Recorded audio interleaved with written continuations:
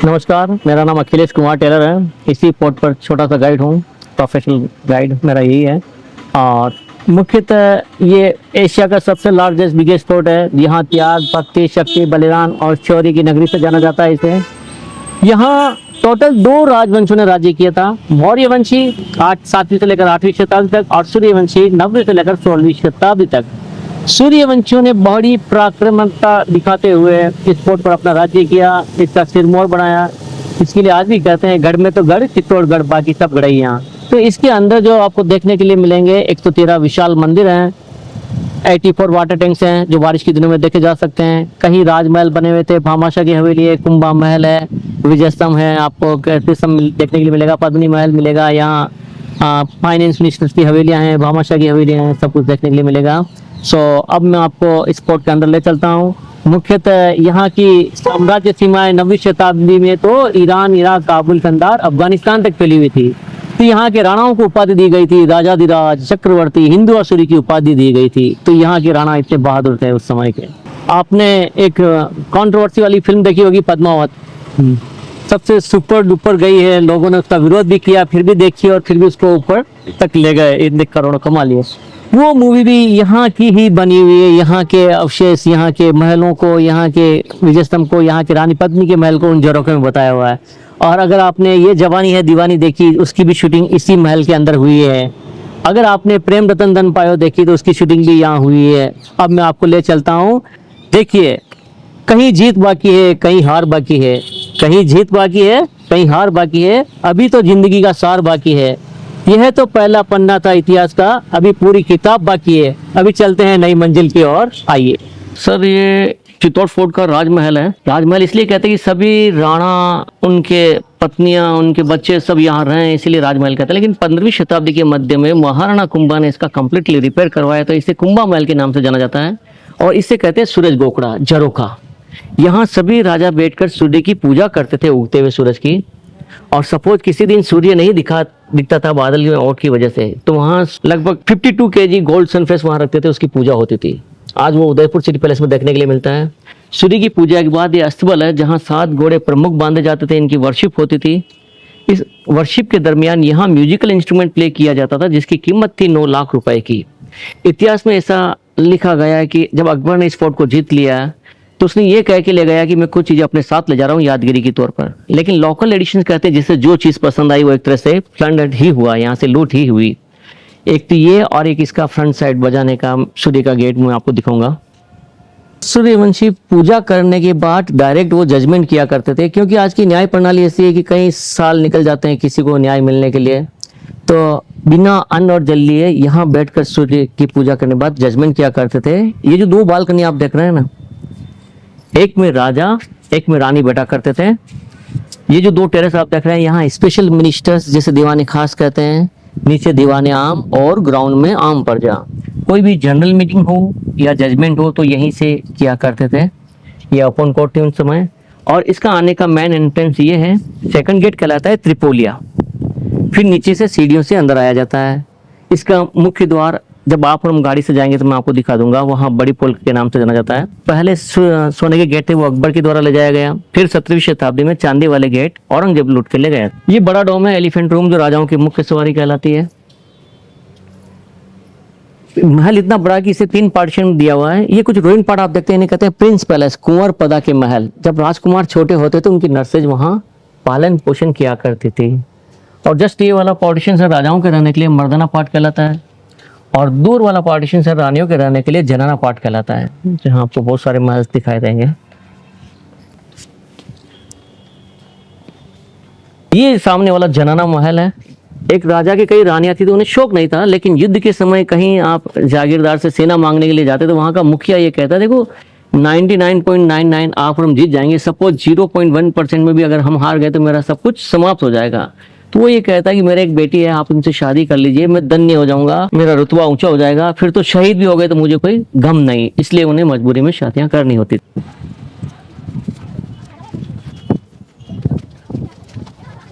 राणा लोग अपने परिवार के, उनके रिलेटिव्स के अन्न का भंडार इस प्रकार रखा करते थे।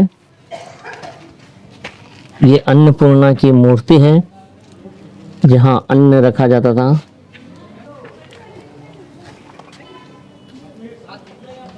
नाम? ये मर्दाना पार्ट कहलाता है। पहले गेट बड़े थे, अभी आर्कियोलॉजी ने इसे छोटा कर दिया।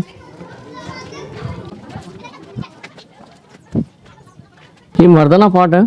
मैं आपको इतिहास बता रहा हूँ 16वीं शताब्दी के मध्य का। यहाँ सेकंड लास्ट रूलर थे उदय सिंह के बड़े भाई विक्रमादित्य। इतिहास में उनके लिए ये कहा गया कि वो प्रॉपर इतने योग्य नहीं थे जो अन्य राणा योग्य रहे हैं। तो उनका एक दिन विश्वास पात्र बन के दासी पुत्र बनवीर यहाँ आया। इसी महल में यहाँ के राणा की हत्या कर दी गई। जब उसने ये प्लान बनाया कि मैं अगर इसके छोटे भाई को भी मार दूंगा तो यहाँ का राणा बन जाऊंगा, तो यह बात जब धात्री पन्ना राय को पता चली तो उन्होंने ऐसा डिसीजन लिया, उदय सिंह को अन्य फोर्ट में भेज दिया जिसे कुंभलगढ़ फोर्ट के नाम से जाना जाता है। और सेकंड डे यहाँ धात्री पन्ना राय ने अपने ही स्वयं के बच्चे चंदन को जितनी सुगंधित चीजें होती सभी का लेप करके उसे नहलाया। चंदन, गुलाल, अबीर, तुलसी, उसे राजकुमार के कपड़े पहनाए। जब दिन भर खेलने की वजह से उसने सोने की जिद की तो ये वही रूम है, कहते हैं उसे सोने के पलंग पर चैन की नींद आई थी कि गोधुली वेला में ये वही रास्ता है। बनवीर यहाँ पहुंचा और पूछा पन्ना दाई से, कहाँ है उदय सिंह? तो एक माँ ने अपने चेहरे को घूंघट में छिपाए अपने ही बच्चे की तरफ इशारा किया जहां उसकी आंखों के सामने उसके कलेजे के 2 टुकड़े कर दिए गए। वह एक ऐसा महान बलिदान था जो पूरे विश्व में एक सिंगल एग्जाम्पल यहाँ देखा जा सकता है स्वामी भक्ति के लिए। खूबसूरती देखते ही बनती थी।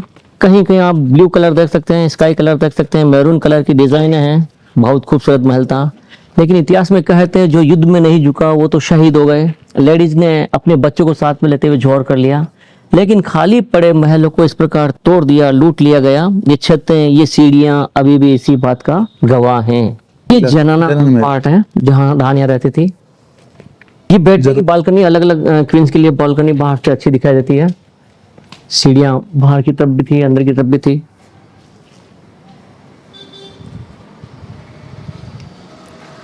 ये रूम थे, छतें अंदर तक तोड़ी हुई है।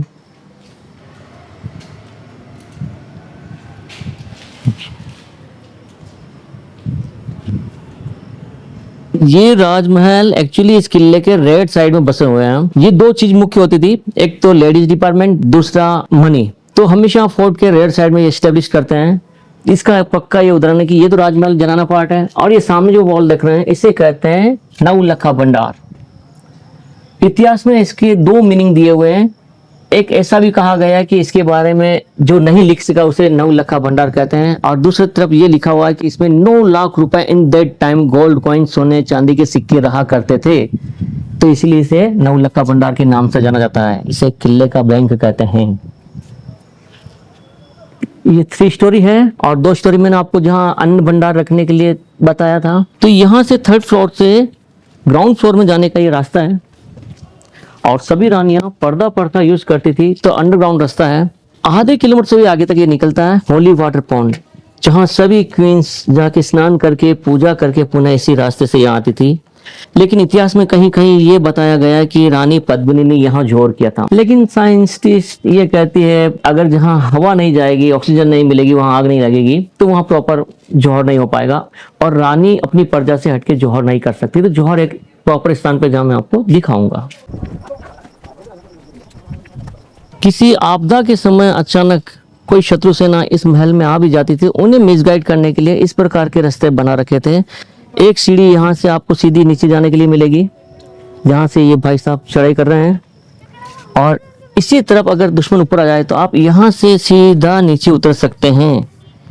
यहाँ से सीधा राइट जाके पुनः बाहर निकल सकते हैं दुश्मन को मिसगाइड करके। अच्छा, तो ये हिडन रास्ते थे यहाँ पे? ये हिडन रास्ते थे।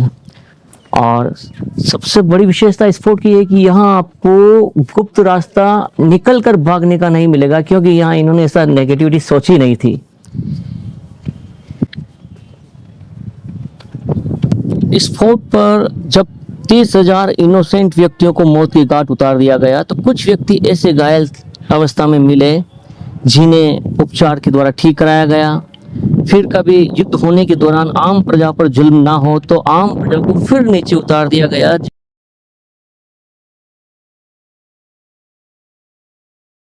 एक्चुअली महाराणाओं को कभी कभी ये लगता था कि विकट समस्या ना आ जाए तो उनके लिए अपने अस्त्र बहुत ही मजबूती से बनाया करते थे, उनकी आंखों के सामने बना करते थे कि जंग के मैदान में अगर कोई तलवार से टूट गई, अगर मेरा इंसल्ट हुआ तो पूरे शत्रु सेना की या उसके सामने विजय पताका हो जाएगी।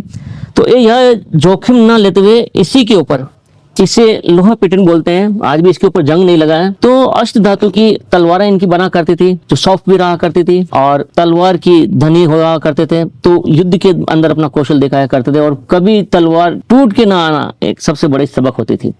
लेकिन महाराणा प्रताप की तलवार ऐसी थी, अकबर का एक सेनाध्यक्ष था बहलोल खान, तो महाराणा प्रताप ने उसके सिर से लेकर घोड़े सहित 2 टुकड़े कर दिए और 4 अंगल तलवार जमीन में चली गई। वो तलवारें यहाँ से बनी हुई होती थी महाराणा प्रताप की।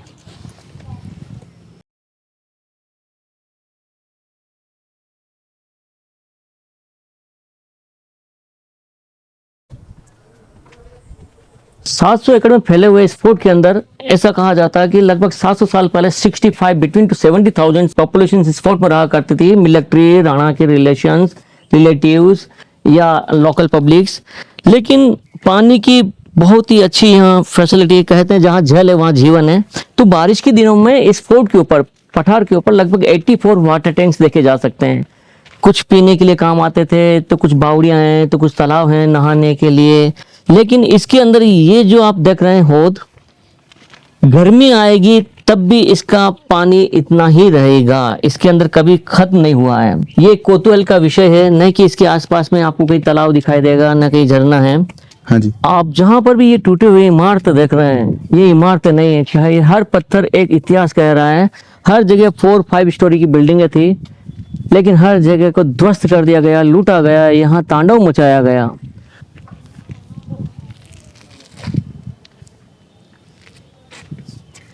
अब मैं जहां आपको ले चल रहा हूं, इसे मीरा महल के नाम से जाना जाता है और कुंवर पदा के महल भी कहलाते हैं। कुंवर राजकुमार जब छोटे होते तो उनकी नर्सरी यहाँ पालन पोषण किया करती थी। आज भी कुंवर की उपाधि दी जाती है बच्चों को, हालांकि वो बड़े भी हो जाएं तो भी उन्हें कुंवर ही बोलेंगे। तो मीराबाई शादी करके आने के बाद यहाँ रही थी। मीरा के लिए कहते हैं, मीरा का नाम लेने से कृष्ण को छूने जैसी अनुभूति होती है। या तो द्वापर युग में राधा ने श्री कृष्ण को प्राप्त किया, या फिर इस युग में मीराबाई ने श्री कृष्ण को प्राप्त किया। मैं आपको प्रामाणिकता के हिसाब से बताऊंगा, माइथोलॉजी नहीं है। यहाँ रहा करती थी, यहीं अपने कृष्ण की भक्ति किया करती थी। मेरे तो गिरधर गोपाल दूसरों ने कोई, झाके सिर मोर मुकुट मेरो पति वही। लेकिन उनके हस्बैंड की डेथ के बाद उन्हें इस राजमहल से निकाल दिया गया। मैं आपको वहां ले जाऊंगा, उस मंदिर में जहां मीरा को विष दिया था, जो अमृत बन गया था।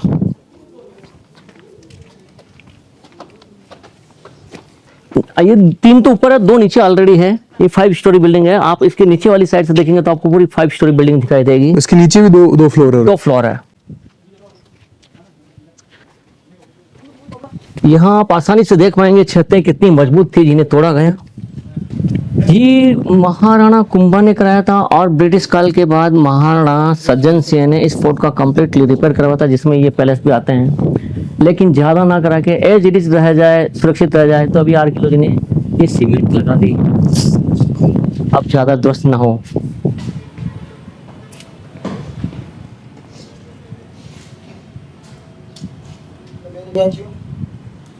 यहाँ से सीधी हवा, एकदम बढ़िया हवा आती है झरोखों से। एक बहुत ही रहस्यमय आपको बात बताऊं। ये जो सामने मंदिर दिखाई दे रहा है आपको, आप जूम करके ले सकते हैं। इसके ऊपर ईंटों के ऊपर बारीक मिट्टी का काम और कार्विंग कर रखी है। कंट्रोवर्सी में ये है कि रियल कहा जाए तो मीरा यहाँ अपने गिरधर गोपाल, अपने इष्ट की पूजा करती थी। इसे घड़िया देवरा कहते हैं, क्योंकि ये 5 स्टोरी बिल्डिंग के बाद भी और नीचे तक जाके फिर शिवलिंग देखा जा सकता है इसमें। तो मतलब यहाँ रहती थी और यहाँ पूजा करती थी। यही उनको कृष्ण भगवान की प्राप्ति हुई थी। कृष्ण भगवान की प्राप्ति हुई थी।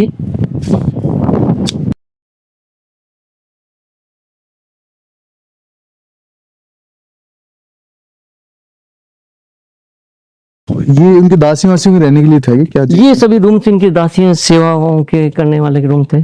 उस 2 स्टोरी को वहां ना देखना चाहें बाहर से, तो ये यहाँ देखी जा सकती है। ये सीढ़ी उतर रही है, यहाँ आप 2 फ्लोर देख सकते हैं आसानी से। अच्छा, ये नीचे सीढ़ियां जाने के लिए एकदम? जी, ये अन्य बहुओं का महल था। राजा के कहीं बेटे हुआ करते थे, उनकी शादियां अलग अलग राजघरानों से हुआ करती थी। तो वहाँ जोधपुर, पाली, नागौर, मेड़ता, प्रॉपर विलेज तो कुड़की नामक गांव का था मीरा का, वहाँ से उन्हें शादी ब्याह करके लाए थे। और ये अन्य बहुओं के लिए था। हर जगह तोड़ा गया, बाकी बहुत खूबसूरत इमारतें थी उसमें। जैसा कि मैंने आपको वहाँ बताया था कि ये एलिफेंट रूम है, राणाओं की मुख्य सवारी, तो ये उसी का ही पार्टीशन है। अब कुंवर हो या अन्य व्यक्ति हो, यहाँ पर भी उनके हाथी घोड़े एज ए सवारी की तरह रहा करते थे, जो बैठे और निकल गए अपने कार्य करने के लिए। मीरा का नाम ही काफी है। मीरा का नाम लेने से एक ऐसी शक्ति का प्रादुर्भाव होता है कि आपके अंदर एनर्जेटिक चीज रहती है। ये वही मंदिर है। मीरा बाई अपने महल से निकलकर सीधी यहाँ अपने गिरधर गोपाल श्री कृष्णा की पूजा करती थी। वो भगवान तो थे ही थे, लेकिन उन्होंने अपना इष्ट और अपना हस्बैंड ही उन्हें मान लिया था, पति मान लिया था। साक्षात बातें किया करती थी। तो राणा कहते थे मुझे कोई प्रॉब्लम नहीं है भगवान को पूजने में, लेकिन अगर आप सही हैं तो आप प्रूव करके दिखाओ कि ये जहर है और आप इसे पिएंगे तो अमृत बन जाएगा। तो मीरा ने जैसे अपने गिरधर गोपाल का नाम लेते हुए यूज किया और वो अमृत बन गया था। इतिहास में लिखा गया, उनके जो पर्सनल वैद्य थे उन्होंने इस चीज को, उनका नाम था विजयवर्गीय, और इतिहास में दे रखा है। जब मैंने टेस्ट करना चाहा, टेस्ट किया, यहाँ तक लिखा और उनकी डेथ हो गई, ये अन्य व्यक्तियों के द्वारा दर्शाया गया है। तो मीराबाई साक्षात अपने गिरधर गोपाल कृष्णा से बातें करती थी। इसको जूम कीजिए, आपको मिनिएचर कार्विंग दिखाई देगी। पूरे फोर्ट में यही एक सिंगल टेम्पल है जो आपको ईंट का बना हुआ दिखाई देगा। बाकी अन्य पत्थरों की कार्विंग भी मैं आपको दिखाऊंगा।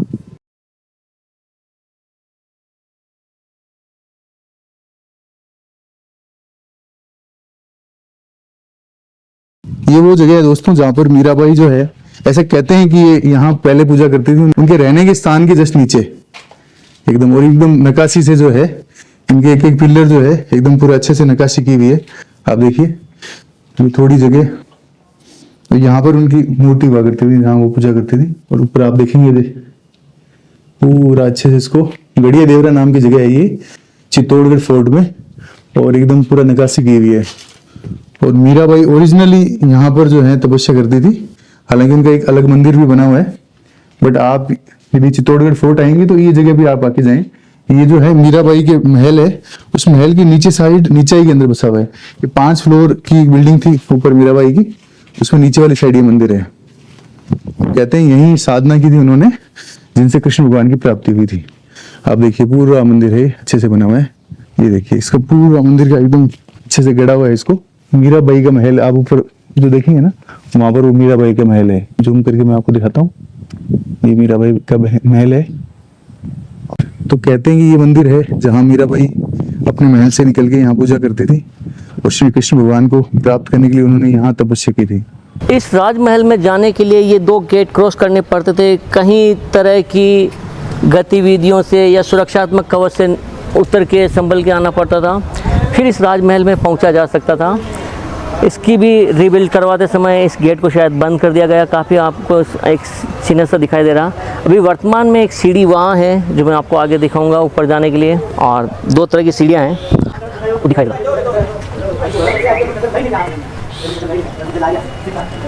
से लेफ्ट और राइट जा रही है, और एक ये बाहर से अंदर जा रही है। ये सीढ़ियां राजमहल में ऊपर राणाओं से वार्तालाप कर सकते थे, मिल सकते थे। अगर आप उनके रिलेटिव हैं तो उनके परिवार से मिला सकते थे। तो ये इन सीढ़ियों के जरिए उस ऊपर महल में जाया जाता था। हाँ, और एक और ये प्रॉपर सीढ़ी है, आप देख सकते हैं। थोड़ा पास में लेके दोनों तरफ सीढ़ी दिखाई देगी। अच्छा, ये अंदर से ये सीढ़ियां हैं। ऊपर यहाँ स्पेशल मिनिस्टर्स बैठा करते थे। ऊपर जो 2 बालकनी आप दिखाई दे रही, वहां राजा रानी बैठते थे।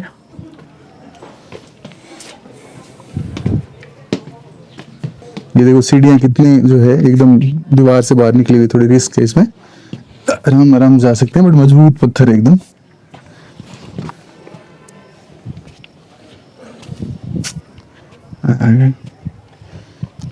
ऑडियंस बैठी हुई है, प्रजा बैठी हुई है। आप किसी भी वाद विवाद का रिजल्ट यहाँ से सुना जा सकता था, फैसला यहाँ से दिया जाता था राणाओं के द्वारा। प्रजा भी खुश रहती थी। तो ये उनकी बैठने की जगह थी क्या? ये ऊपर वाली साइड जो बने हुए हैं, हाँ, जो रोके, यहाँ से पूरा जो है सुनवाई होती थी। ये है ग्राइंडर, जो चूना पीसने के लिए प्रॉपर्ली इसे उपयोग में लिया जाता था। और बिल्डिंग को मजबूती देने के लिए बिलपत्र, उड़द पल्स, दाना मेथी, गुड़ को महीन पीसकर इस पेस्ट में डाला जाता था। आगे आगे बुल चला करता था, और बुल चलने के दौरान भी उसकी आंखों पे पट्टी बांध दी जाती थी, जिसको ये ना लगे कि मैं केवल चक्कर ही लगा रहा हूँ, उसे लगता मैं सीधा सीधा चल रहा हूँ। और चलने में बैल को एनर्जी मिलती है। बैल एक ताकतवर माना जाता है। बीच में यहाँ लकड़ी लगा करती थी। ये पार्टीशन इस महल की बिल्डिंग का है, ये ऊपर से गिरा है जो यहाँ रखा हुआ है। अच्छा, आप देखिए पुराने व्यक्तियों का स्टेमिना, बड़े बड़े पत्थरों को यूज किया गया, फिर बाद में रिनाउट कराते समय छोटे पत्थर लगा दिए गए। पहले तो बड़े बड़े पत्थर लगाए हैं सारे नींव में। जी, आपको बताया मैंने 2 स्टोरी नीचे है, वो आप रूम देख सकते हैं, वो जाने का रास्ता देख सकते हैं। 3 बालकनी ऊपर दिखाई देगी आपको झरोखे। तो ये जितना ऊपर दिखाई दे रहा है उतना नीचे ही है। जी, इसे कहते हैं कि राजघराना था तो बापा रावल ने सबसे पहले अपना यहाँ एस्टेब्लिश किया, तो बापा रावल के नाम से जाना जाता है। बापा रावल से के बाद जितने 16वीं शताब्दी तक के राणा हुए हैं सभी ने इसमें रहने के लिए यूज किया। इवन राणा उदय सिंह जो महाराणा प्रताप के पिताजी थे वो भी यहाँ रहा करते थे। यहाँ विक्रमादित्य को मारने के बाद बनवीर को ये पता चला कि मैंने उदय सिंह को नहीं किसी अन्य व्यक्ति को मार दिया या बच्चे को मार दिया, तो इस फोर्ट को 2 भाग में डिवाइड करने के लिए ऐसा कहते हैं 1536 से लेकर 1540 तक उसने राज्य किया। जब उदय सिंह बड़े हुए उन्हें पता चला कि बनवीर इस प्रकार का है, तो वो अपने लश्कर के साथ यहाँ पहुँचे और यहाँ बनवीर को पता चला कि उदय सिंह जी आ रहे हैं लश्कर के साथ। तो इस फोर्ट को 2 भाग में डिवाइड करने के लिए इस दीवार का निर्माण करवाया जिसे बनवीर की दीवार के नाम से जाना जाता है। इस मंदिर को भी उसने बंद करवा दिया था जिसे बाद में आर्कियोलॉजी डिपार्टमेंट ने खुलवाया। अभी अपने पास में साक्ष्य हैं इस दीवार को कैसे आर्कियोलॉजी ने खुलवाया। और इस मंदिर को कहते हैं श्रृंगार चौरी। अब श्रृंगार चौरी है तो श्रृंगार के लिए कई अर्थ निकलते हैं। इसके लिए कहते हैं कि महाराणा कुंभा की बेटी यहाँ से श्रृंगार करके निकला करती थी अपनी सखी सहेलियों के साथ में। और दूसरा कहते हैं उनकी शादी इसी चौरी के अंदर, बनी हुई चौरी के अंदर हुई, जो मैं आपको अभी चौरी दिखाऊंगा। बहुत मिनिएचर कार्विंग दी हुई है इसका। इसमें देखिए सर, पूरा एकदम अच्छे से हाँ। चारों तरफ जो मूर्ति अपनी कला है, ये भारतीय कला ही है क्या सर सारी?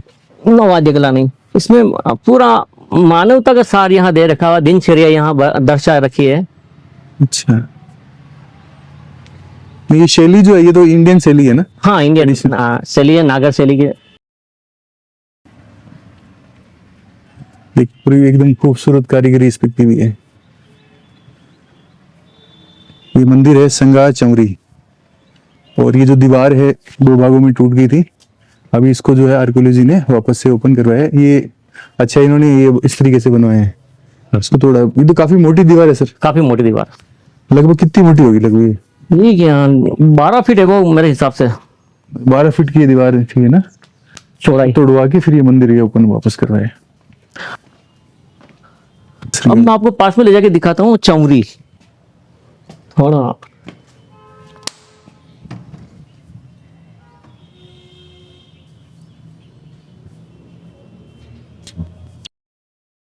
ये चौरी है, सुरक्षा के दृष्टि से बंद कर दिया है। अच्छा, ये जो बीच में रखी हुई है जी, तो ये मतलब चौरी किसी ये तो चीज? पत्थर किसी ने रखा है। ये चौरी शादी करते अच्छा, शादी करते हैं, मंडप, फेरे यहाँ लगाते हैं। ये पूरा मंडप बना है मंदिर। अच्छा अच्छा, जैसे अपने शादियां होती है उसमें जी, चौरी करवाते हैं उस तरीके से। तो यहाँ पर किसकी चौरी हुई थी? यहाँ महाराणा कुंभा की बेटी की चौरी हुई थी। अच्छा, इतिहास में ऐसी कई दिलचस्प घटनाएं हैं जो शायद ही सामने आती हैं, लेकिन खोजेंगे तो आपको मिल जाएगा। महाराणा प्रताप के दादाजी राणा सांगा, जिन्हें महाराणा सांगा के नाम से जाना जाता है, तलवार के धनी थे। उनकी इतनी विशाल सेना थी 1,20,000 की। कहते हैं कई सरदार उनके अंडर में लड़ा करते थे। हिंदुस्तान में जब सर्वप्रथम हमला किया था बाबर ने, तो फर्स्ट बार में राणा सांगा उससे जीत गए थे और उनसे कई तोपें छीन के लेके आए, जो मैं आपको दिखाता हूँ। आइए, ये देसी तोपें जो अपनी यहाँ बनी हुई है, ये पुरानी गट्टियां देख लीजिए आप।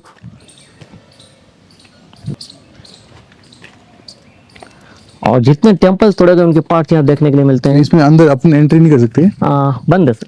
अच्छा, तो यहाँ पर ये मंदिर जो अवशेष मिले हुए हैं, अवशेष सारे यहाँ पे अच्छे से इनको लगाया गया है। तो ये इस मंदिर के जो अवशेष टूटे हुए हैं वो सारे लगे हैं ऑल ओवर फोर्ट में। ये तो सही थे जो ले आए। अच्छा, अब देखिए, जिस तलवार को महाराणा सांगा छीन के लेके आए थे उसका नाम है गर्भभंजन। इस तोप को गर्भभंजन इसलिए कहते हैं कि इसके छूटने की आवाज के मात्र तक से माताओं बहनों में प्रेगनेंसी के जो लास्ट पीरियड होते थे तो वो गर्भ गिर जाया करते थे। तो ये कहाँ से लेके आए थे? ये बयाना के युद्ध से महाराणा सांगा लेके आए थे कास्टिंग यही इंडिया की है, कहीं बाहर की कास्टिंग? ना, बाहर के सर, अष्ट धातु की, और वो युद्ध नीति में बहुत माहिर था बाबर।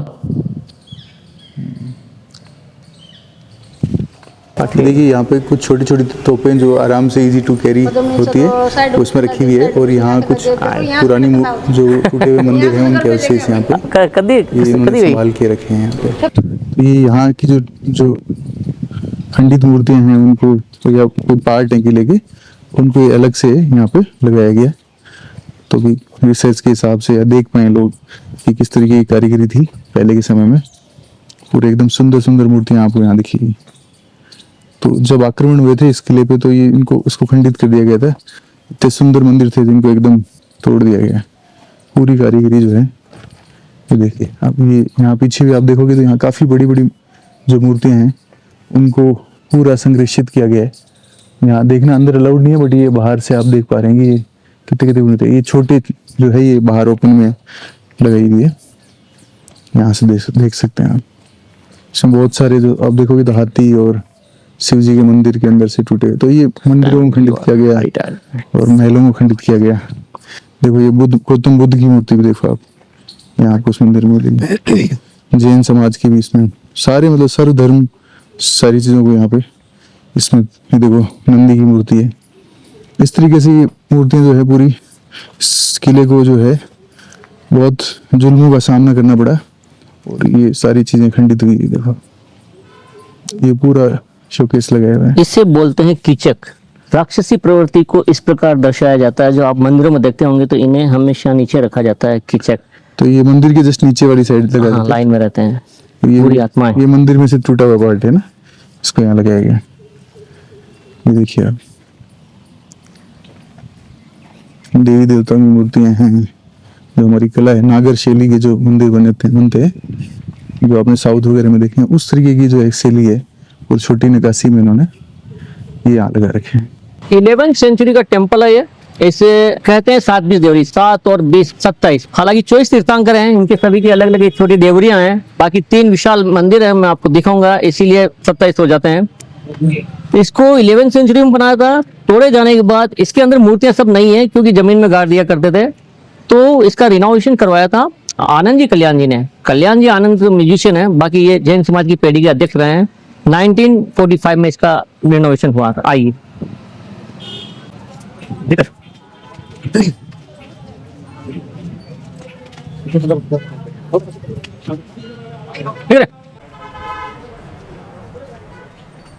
बात की वाह ठीक।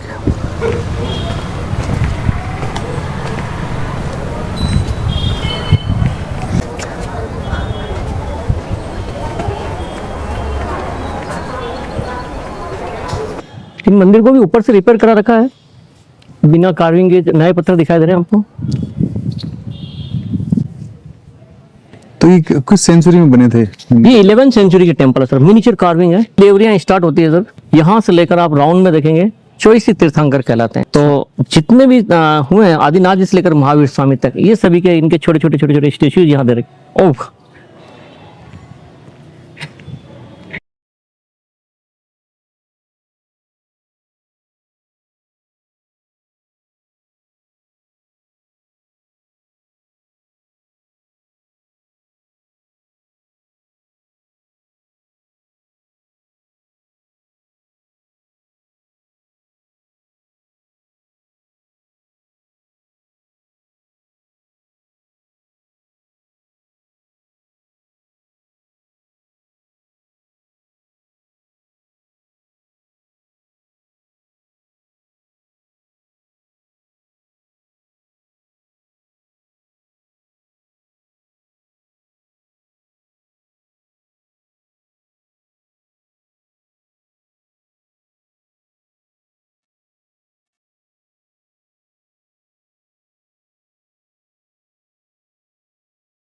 ये विशाल टेम्पल जो देख रहे हैं ये 12वीं सेंचुरी का है। सबसे पहले इसे विष्णु जी का जो तीसरा अवतार होता है वराह, उनने डेडिकेटेड किया गया था। उनका जो सवारी होता है गरुड़ या ईगल के नाम से जाना जाता है, वो यहाँ छतरी में दे रखा है जो आपको दिखाई दे रहा।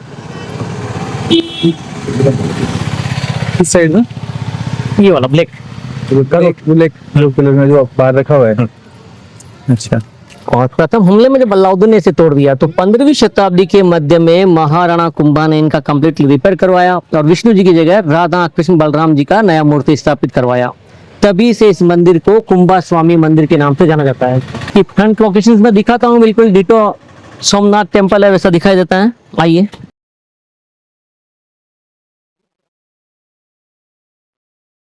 इसकी फ्रंट लोकेशन सोमनाथ जैसी है, साइड से आप देखेंगे त्र्यंबकेश्वर और पीछे से हाइट देखेंगे तो उड़ीसा में जगन्नाथपुरी की तरह दिखाई देता है।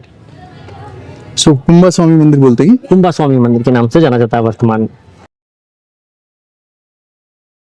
ये मंदिर है? ये मंदिर का ही पार्ट है। इनकी दोनों पत्नियां साथ में गणेश जी की, रिद्धि और सिद्धि।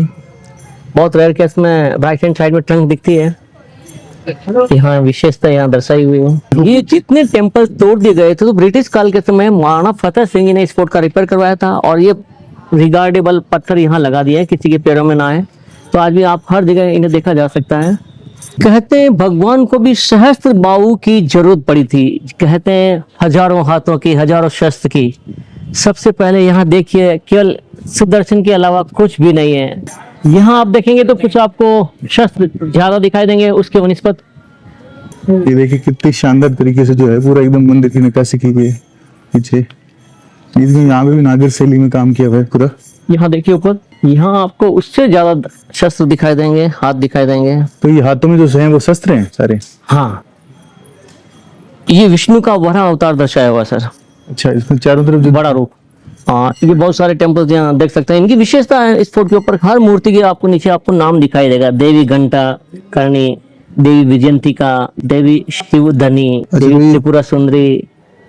अच्छा, ये अलग अलग मूर्तियों पे इनके नाम भी दर्शाए हुए हैं। तो इनको दीवारों पे लगाया गया ताकि इस किले की विशेषता कि रामायण महाभारत पुराण में जितने पात्र हुए हैं उन्हें सभी को यहाँ उकेरा गया विथ नाम के सहित। जितना नाम न तो आप हम जानते हैं। ये सहस्त्र बाहु, ये सहस्त्र बाहु का मंदिर है। सहस्त्र बाहु का मूर्ति दिखाई दे रहा है वहाँ पे। अच्छा, शस्त्र देखिए, ये अर्धनारेश्वर है। महिषासुर वध किया जो दर्शाया हुआ है। इन मूर्तियों को भी धीरे धीरे थोड़ा कई जगह खंडित कर दिया गया। खंडित किया हुआ, मूर्ति हर खंडित है, मूर्ति सभी खंडित है। सारी कला को जो है मिटाने की कोशिश की गई है। ये देखिए यहाँ से, ये वराह अवतार की मूर्ति है। अच्छा, ये नरसिंह भगवान की मूर्ति है। अच्छा, ये नरसिंह है, लेकिन इनको भी थोड़ा थोड़ा खंडित कर दिया गया है ना। हाँ, कि हम अंदर आए मंदिर के एकदम।